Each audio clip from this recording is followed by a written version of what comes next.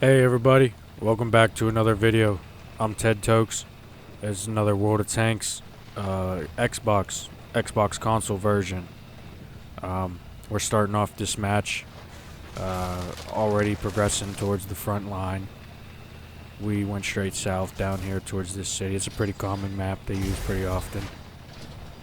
We're going to try and get down here and help the front lines push as far as they can and conquer as much as they can. As we always do every match. Just so happens this time when we get up here, when we approach the enemy's front lines, we find a couple tanks here on the corner of the city, peeking around the corner that we're advancing. Now at this point, it's mostly just about the back and forth. There is no reason to push more into them at this point, and there's no reason to fall back more than we have to just to use the cover that we have here in the position we already are. Now as you can see, I have one teammate heavy to my immediate left, right on hugging that corner of the building that we're using as cover, and I have two more heavies to my back right who are what I would consider supportive front line, not just Overwatch like the light tank and heavy are in the back half of the city. Now I do want to say thank you to the heavy that decided to move past that light tank and then take control of the northern side of the city in the south corner of the map, because that's going to allow us to control their entire squad. No matter the amount of units there, we already took out the first heavy that pushed right towards us and tried to hold that corner of the building that we were holding, but on their side. But we got him.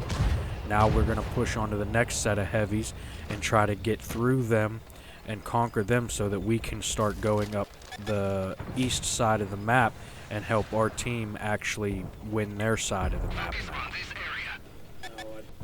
now. As you can notice, I even dropped back there, throwing myself a smoke so that I could guarantee less damage that I would take as I made the rotation and reposition to get over to this side to fortify my own teammate in doing what he or she was trying to do. Now, as I noticed, they backed off their push on the northern half of this southwestern corner of the city. I noticed that the destroyer is now on the southern side, flanking our squad.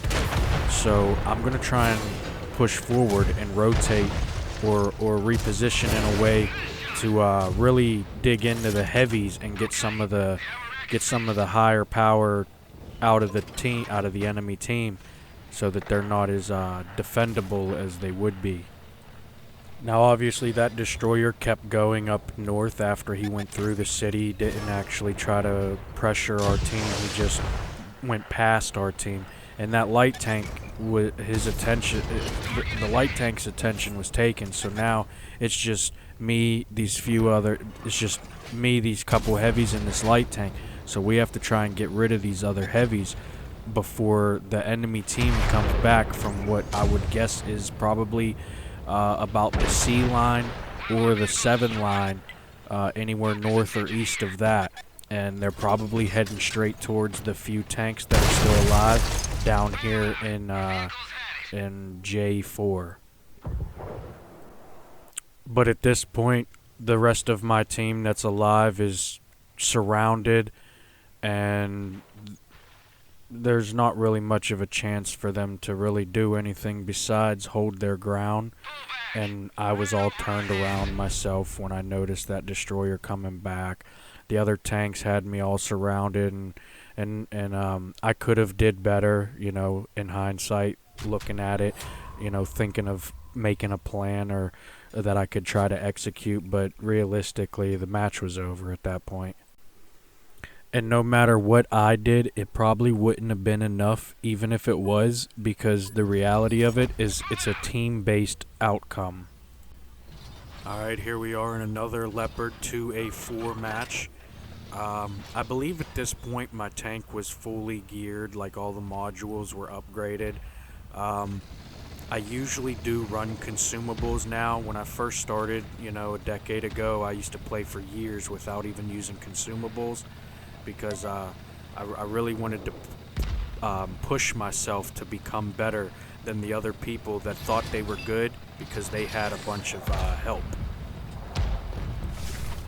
Which is also a big reason why my scorecard is so bad. Like, if you look at my, a lot of people think I'm a bad tanker because I have a scorecard that says that I only do 1,000 damage a game or some crappy numbers. Like, I got like a 14% survive rate, so I win like every 2 out of 20 like, you know what I mean? I win like 1 out of 10 I survive 1 out of 10 of my matches, maybe 2 out of 10.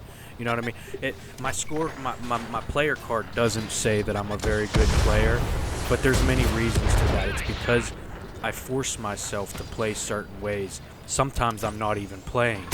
Sometimes I'm just there ruining my score because I'm choosing to do nothing else with myself. Like, if I'm spending time on the game, there's not a lot of games that I enjoy playing if I'm not in the mood to play, right? But Tanks is one of them games that I'll still play even if I'm not in the mood to play because I do enjoy Tanks. It's just something about it, I enjoy the combat-based situations. I enjoy Tanks is one of those things that it required teamwork. Like, the better the team was, the better the tank was, even if it wasn't a good tank. That's why I like Tank. And the thing about Tanks, for someone who likes solving problems, even if they're good enough or not, it doesn't matter how good you are. You could be the best ever at this game or at it in real life. And the actuality of it is, even if you know how to solve your problems, problem solving is still required to make the outcome that you want. Now, back to what I was saying about my scorecard. The thing is, people are upset at me for being as bad as I am, but they're also upset at me for being as good as I am because they know, most games I scored less than 1,000 damage a game, still probably achieving my podium. At least half of the games that I'll do that. And then on top of that, there's still the 30% of games where I not only just play, but I actually try to play.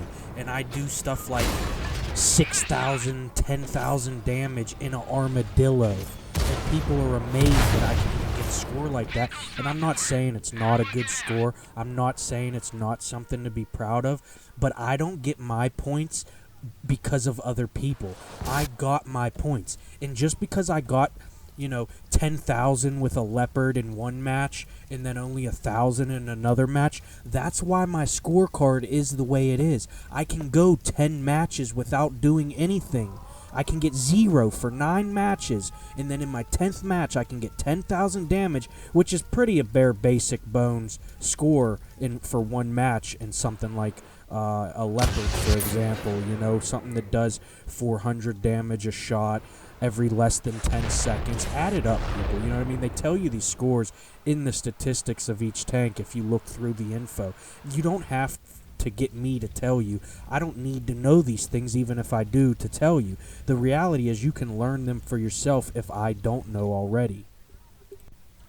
But for all those other players that have, marks of excellence and like to think they're better than you guys because, your scorecard shows that you don't cheat your players to actually have a scorecard that makes it seem like you're better than you are, we have legitimate scorecards. My scorecard is trash because I made it trash. The team didn't make it trash. Yeah, a lot of games could have been a lot different if I didn't play to where I was playing the game that if the team didn't win, I wasn't winning for them. But I only play like that because after 10 years of playing this game, I'm sick of playing for people and then them getting the points that I got them and then they're acting like they're better than us. Whether I do good or not, or you're one of the players that's not even able to do good. They are not better than us. I don't care if they have a scorecard that says they get 2 kills and 5,000 damage every game. If they have a 7-minute survive, if they have anything close to a 5+ minute survive time on average, that's middle. That's middle. That's medium. You know what I mean? On average, okay? That's not your long games. That's not your short games. That's average. So it really boils down to, do they have a time survived on average that long? And anybody that plays the game knows at that point in time, that long into the game, most of your teammates are dead. So are they a player that helps their team until nobody gets to help? Or are they a player that makes their team unable to even be able to help? No matter it be them helping themselves, them helping another teammate, or everybody getting help because of their help. And that's why I say so many times people will hear me yelling at people in the game, because I'm having to say every single match basic things, people that are helping other people, they're gonna get help. They're not gonna have to worry about them not getting help. Why? Because they're doing things that allow other people to help themselves, because they're actually helping. They're not being helped by other people trying to even be able to help themselves, because there is no chance at helping anybody else, because nobody wants to actually play the game and help each other. They all just want to pretend to be good at the game, and that's why you see players in Era 3, with tanks with 4,000 damage in health, guns that do 400 damage every half a dozen seconds. That's why you see them at the top of the board with still only with like 2 kills worth and maybe the ribbons that go with it, or like 2 kills worth and like half of the team or more's worth of ribbons, because you know why. And that's the thing about it. I'm not going to argue what I'm saying, because I know what I'm saying, and I don't care how you perceive what I'm saying. But the thing is, back when we played the World War II mode and they didn't have Cold War era mode, it's still ratioed the same. You had a tank with 1,000 health and a gun that did 100 and something damage, rather than a tank with 4,000 health and a gun that does 400 something damage. You know what I mean? It's still the same thing. The only difference is now Cold Era has the True Vision, which makes them even more able to do that scalping of a scam Overwatch playstyle that they do. Because now they can see them tanks without that person that's scouting for them actually even having to scout. You don't have to sit there and keep the emblems lit up anymore. Every time it goes away every 15 seconds or 5 or whatever it was that they had it, skill set to. You had to actually physically do the scout. You had to actively scout, right? Which means Overwatch had to actively Overwatch. They couldn't just get free points that, people weren't even, it's not even a challenge. And then they think that they did good because they got a bunch of free points. Now, I'm not trying to bring them down, right? If you need free points to get your points, then cool. Some people can't get 4 kills worth on the front line. Some people can't get, a tank's health worth or more, or double their health in deflection. Some people can't do that, even with tanks that can do that. That's how they are. I'm not saying that makes them bad. I'm not saying that they're not good enough. But the reality of it is this. When you have a tank that is capable of what they are capable of, and you guys sit there and do nothing but pretend to be artillery the entire game in a game mode that doesn't even allow or have artillery in it anymore,